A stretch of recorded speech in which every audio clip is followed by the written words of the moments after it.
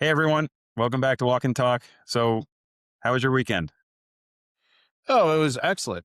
We went back down to Tucson to Taco Verde Ranch where we did the motorized retreat.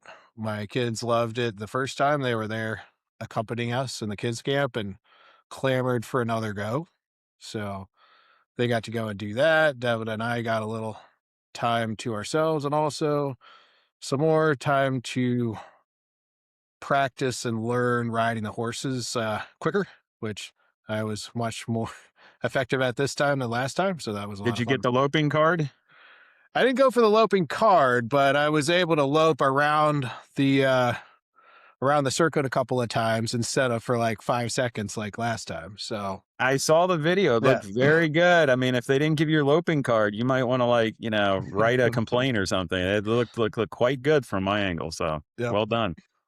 So, how many times did it take you overall from the first time to that time? I mean, you haven't been there that many times, so it couldn't have been. That was the second lesson. I did the intermediate horsemanship lesson. I don't know if you had the pleasure. I know Katie did, but it was this guy Bill, and he's a Oh great yeah, teacher. Bill. Kind of breaks things down, puts a little local color in there, but really takes you at your own pace and gets you up. Which, yeah, 2 lessons, and I was there. That was pretty solid.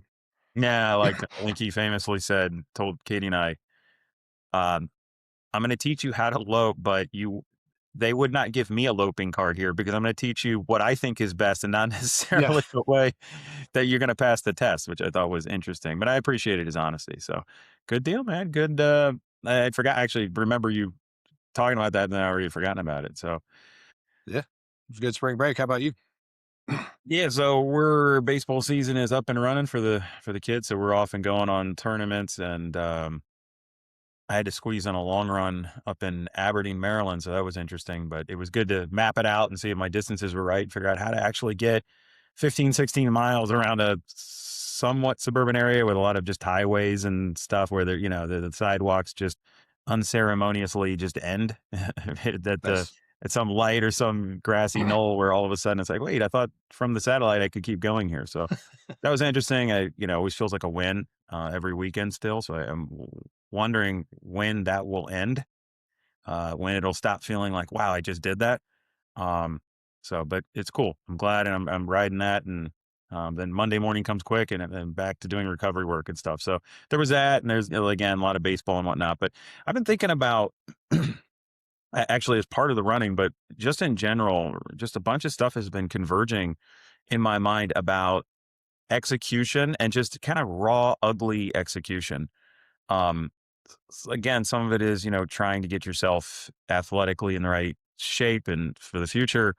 But so I was, you'll probably remember this. I don't know. You just kind of made a quick comment the other day, and I don't know if you'll even remember the conversation, but it stuck out to me when I was booking a hotel and I sent you a screenshot and I was showing you how the Wyndham website asks you at check-in, like the day before, a series of questions, and it's almost like a Google form. It's so ugly. There's nothing on the page. It's like purposely like yellowish green, the tiles, selection tiles. But it walks you through the standard stuff that you would do at the hotel front desk, like a credit card for your incidentals, and you put that up. And there's nothing on the page. It's very pit of success. It's like, just do you want to add this or no? And that's it. And we'll see you later. Like there's really nothing else, no other menus to click on or anything.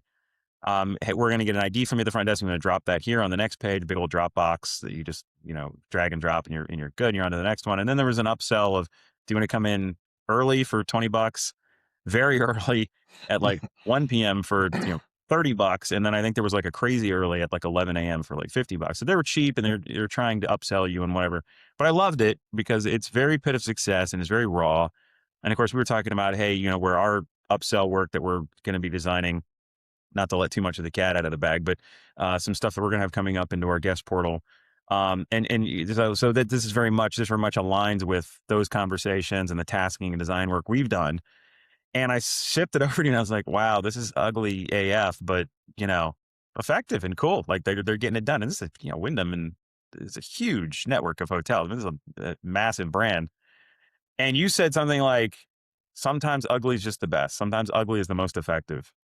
And we went on and just, any number of other conversations. That was like what, 5, 6 days ago. Yeah, But yeah. it really stood out in my mind as I was thinking about execution over the weekend and some other conversations. And there's a podcast watch, which I can explain later, but this guy I was listening to, and I thought, man, his whole rise is just like one foot in front of the other for a long period of time and doing what he said. But I think you're right. I think it's crazy how ugly execution is kind of like where it's at, at least to start. And I don't know if that's like, just part of the whole MVP style of building product or what, but being results oriented and it's almost like being ugly, at least to start in terms of execution, is almost better. Do you feel, what do you think? Yeah, I think it's a couple of different things. I think the first thing that comes to mind is really modes of thinking. That's something, again, going back to some of our other themes where we talked about AI revealing stuff that we probably should have been doing all along. One of the things that I've noticed when I'm going in, building a feature, developing a feature, is very easy to get off task a lot of times. And one of the key things that you need to do is stay like kind of at the same level of thinking for a while. Now, that could be, there's different levels of thinking that could be. But when you're working on one thing, like you're working on designing something, you want to stay on kind of designing it and not get, not get higher level, not get lower level than that. Similarly, a couple of the things we've been doing recently with the quality center work. I know we had a similar back and forth where you were like, hey, I see what you're doing. I'm going to probably hack and slash it. I don't know if you'll necessarily like that. And I told you basically, I intentionally didn't even think about that, right? Like worked on building for that period of time. Hey, let's get this in there. Let's get it right in terms of functionality. And then we can trim and prune it such that we get to a good place instead of trying to work at different levels of the mental space all at the same time. I worked on getting the entire thing end to end pretty good and then figured we come back and have a pruning pass, which we did. And it was quite effective. And we deleted some stuff and moved some other stuff around. But all in all, it was really good to see the stuff that got deleted and say, hey, that's a good idea, but really it didn't work here. But if I would have spent time agonizing over, because probably I would have tried to save it or something or do something else if I was in that moment trying to do those different levels at the same time. So I think worrying about execution, keeping stuff kind of a little not brutalist in the terms of making it ugly on purpose, but not worrying about getting it prettied up until you have the underlying foundation functionality. I think that is important. And also, I think there's an element where things can be too pretty. You can, it's stuff to be clean and effective and simple for users, but you can also, that's also two things actually. Number one, sometimes it can be too pretty to be effective, but also there's a kind of dangerous rabbit trail you can fall down where, I mean, the kind of thing like I'm setting up a business. Okay, well, I got to get the name right and I got to get the logo right. And you can spend weeks and weeks doing all of that stuff instead of actually building the thing, not really worrying about that stuff and building it and then see it develop. And then you'll put the other stuff on later. You focus on the product, on the kind of core of it, the heart of it, the feel of it first. Yeah, I think that only happens if you really are really super goal oriented toward getting something stood up in your mind that achieves a purpose, not necessarily follows a certain mental state that where you may have been at a certain point. And so what's interesting about this is I think AI probably allows you to disconnect your ownership a little bit better, your ownership of what you wanted, maybe even emotionally or psychologically, from that goal. Um, and Yeah, because I think it's less ownership. It makes the sunk cost hurt a lot less because there's less sunk cost. is that what it is? Okay, that's Because interesting. I've always wondered. I remember back when I was doing a lot of heavy lifting, heavy engineering, just head down work. That there was this phenomenon of um, kind of loving the creation Someone Yeah. who's religious told me this is always an analogy they use that why there must be a creator because creators love their creation, and you can see this in software, and I think you can see this in software. Um, and that is, the things that I build, I'm kind of connected to them. And so you don't want to, if someone comes along who's hacking and slashing, some business analyst or user acceptance person is saying, hey, let's remove this and do that with like these fresh eyeballs. It can be difficult, depending on the stage of career you're at, to kind of let go of that and be willing to see it through their standpoint.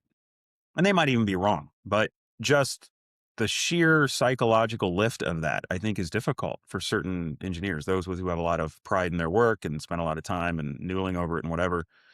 And so I've wondered if the AI craze of the last year or two, or the evolution really, not just a craze, has started to separate that in the mind of people. It sounds like you're saying yes, but it's more sunk cost. It's that the more time you spend, the less you know your it's less. I spent all this time doing it, so the connection is there, and not this is how I did it. Therefore, you're messing with something I did Yeah. from a psychological standpoint. Well, I think those are to some extent, it's like one and the same thing. You know, it goes back to my philosophy about relationships and kind of generating love, not having the Disney princess story, right? You generate it by spending time with the person. In this case, in an issue or a design or something, you generate that relationship and that investment by spending time. So you're more willing to go change stuff or entertain different ideas if, like, for example, in this case, I'd spent a day or two building this and we probably lopped off an hour or two, maybe. Pre AI, that would have probably been a couple weeks to a month of development. And we would approach it completely differently because we would have said, okay, because it's going to be, like a week that we would chop out, we'd have to like do more planning up front and then make sure that we don't waste that week. But when you're only wasting an hour or two, you can do things a little bit differently. Like code becomes cheaper and time developing the code becomes cheaper. So you can try out more ideas with the understanding kind of ahead of time. Hey, I'm trying out ideas, which is what we went into that with. Hey, let's try some ideas, see what works. And some of the things that we didn't expect, like our new, what are we calling it, highlights area, like that was nowhere in the tasking. That was just kind of something I went with and ended up really, really cool. Whereas some of the other stuff, everybody loves a sand key diagram, but you can get a little too deep sometimes. That stuff can get lopped off. Yeah. So getting back to the original point on execution, and ugly sometimes is good. It's part of execution because you're just trying to reach a goal and you're trying to do what's necessary to get there. And what's also, as an aside, what's also interesting about that is I think AI is kind of like leveled the playing field on the person who wants to be a good executor, to do execution on a long period of time. And it does generally take the ugly route of just putting things forward that work and then it's functional. I think AI has actually kind of helped with that as well because you can kind of offload the beauty side and the touch up side to AI. Um, well, actually, let's drill down on that a little bit. Do you think that's the case too? Like, do you feel like you're able to kind of take a step back from the visuals and have both be able to execute quickly and be goal oriented, not be so sunk cost heavy, but at the same time, feel that you have a polished thing? Because I feel like that's what's coming out a lot of times of our prototypes and our projects internally now. Well, sort of. So that really is most of the work that I'm doing actually is the polishing, right? Like if you look at what we have in Quality Center, because I'll use that example because that's one of the biggest, most recent things, are the design that I did from the kind of mock-ups and stuff that we put together, the tasking, the initial design. AI got, I don't know, maybe 80% of that functionally correct. But the important parts and the time that I really invested was refining that, looking in, hey, this pixel is not right. This doesn't look correct going in. And I know you do UAT passes and get a lot of stuff at that point too. Um, Maybe some of the less glaring stuff, but I've been over it for hours and hours at that point, refining, clicking through and saying this doesn't feel right, and fixing those kinds of things. Oh, this is your link over here. Oh, that doesn't make sense there. And that's one of the things where, to me, being able to remain at that same mental level really helps, because what I'm able to do is sit down, click through the app, similar, probably basically what you're doing also. Click through the app as I go, come up with a list of, hey, this needs to change, this needs to change, this needs to change, this needs to change.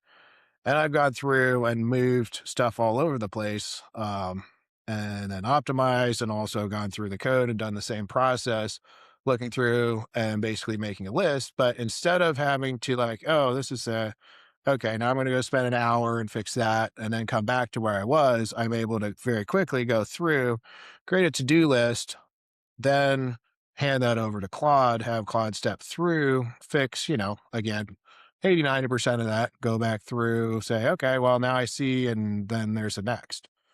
So it's that kind of iterative life cycle where you're able to come in, see it. I think that's one of the most important things, that being able to see something and then you can kind of mold and shape it.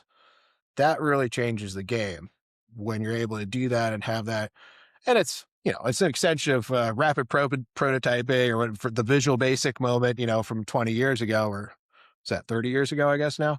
But the next level of that. That's interesting. That really, yeah, that clarifies a lot. That's interesting. So, what about execution itself? Because I feel like there are people who are good at executing. Just thinking about my own life, friends and family, people who are good at executing. You and I have been. We've talked about for a long, long time. I think that the results show that over a lot of years. Maybe where being willing to execute for so long actually got in the way of making better decisions, because we were willing to just stick it out and keep working through things that maybe we shouldn't have. But the it's definitely a positive thing. I think that's necessary. I think has separated us from others. Um, the people who are not as good at executing long term, do you think AI will help with that too? Will help normalize that? Because if you're able, like you said, you do have to ask questions and refine and keep going back and pushing back and knowing what you want, all these different angles. I remember a couple weeks back when I took a week kind of off, but not really off of work, just off from meetings, and helped I basically talked to AI for probably 20 to 25 hours that week, Mhm. thinking about the days that I was working on that project, and then just did all kinds of documentation so that it wouldn't lose what was being said, and then filtering it down and trying to repackage it and get to this end goal.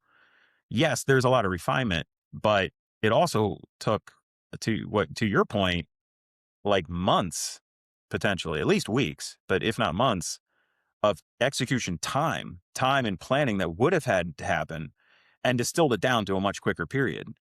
So does that help the people who have struggled to execute historically in their life? Or do you feel like, you know, sticking, using AI to refine and push and get what you want still involves the same muscles. And so it's, really probably won't see much of a difference. That's a really good question. You probably saw me going deep in thought there while you were talking. I would, I think AI really helps people that already know how to execute be a lot more effective. I think that, because if you look at execution, it's sort of a spectrum of kind of obsession with a certain thing, whatever it is. Like, you're looking at it, you live and breathe it, you dig into it, you figure out whatever it's going to take to solve the problem. At its root is really just a series of problem solving skills applied over and over again. First, figure out, well, I mean, two sets of skills. First, figuring out where the problem is and then solving it, because there's always a problem. If you look at pretty much any system, whether it be a system, a company or a program or anything else, there's a bottleneck of some sort. That's the main bottleneck. And if you go fix that, that's great. And then there'll be another bottleneck. And business, life, pretty much everything, farming, even, anything that you have, there's a system of optimization until you get, and at some point you'll get whatever, as long as if you combine yourself to a certain specific system, you'll have optimized everything you can get out of it eventually. But for a very long time, it's a matter of finding the next bottleneck and fixing that. Yeah, that reminds me of that politician I was talking about at the beginning. There's this guy, Matt Mahan. I don't know if you've seen him. He's kind of exploded into the podcasting world. For some reason, he's on like every podcast I follow now. There's been a whole No, bunch. yeah, I watched the All In episode with him this morning, or Yeah, they listened picked to. him up. Yeah, Yeah. So, it was interesting following his background. This is a Democratic mayor in San Jose, and I first heard about him a couple weeks ago. I think he was on Sam Harris as well recently.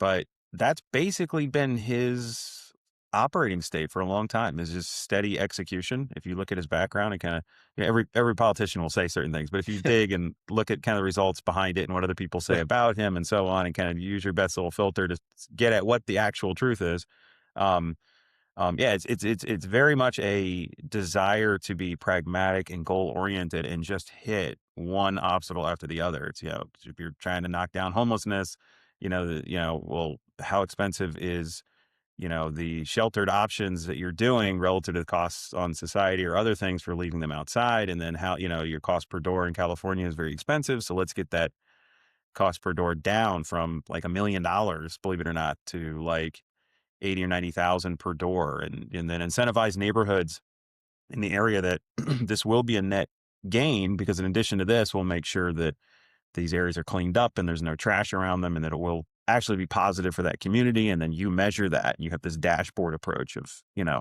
actually showing what you're committed to. And then year after year, system. I think he's in his second term now, so I think he's like 5, 6 years in. But, um, you know, it, you have a lot of problems, obviously, in the state of California, and every state does, but some of them are documented, perhaps more loudly and visually in California, because the size of the state and other things that have gone on there. So it's interesting seeing somebody who has tried to track and measure success along this very long, tortured path. And even before he was mayor, just by following the problems and saying, well, can we just stop doing this little thing? Or can we change the equation a little bit or make permits faster to obtain? And so I don't know how AI would help someone in his situation, but so you have that as kind of the background of, kind of what we do here with software and how it helps us. But execution over the long term, yeah, it really isn't pretty. It's definitely not fast.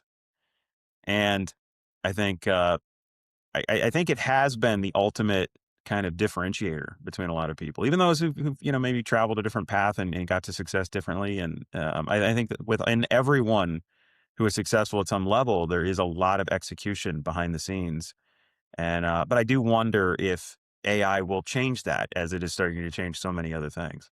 I think it creates the opportunity, right? Like if you haven't been executing in the past because maybe you don't know what to execute, or which, I mean, that's part of executing. You kind of never really know what to execute. You just pick a thing and do it and then do the next thing.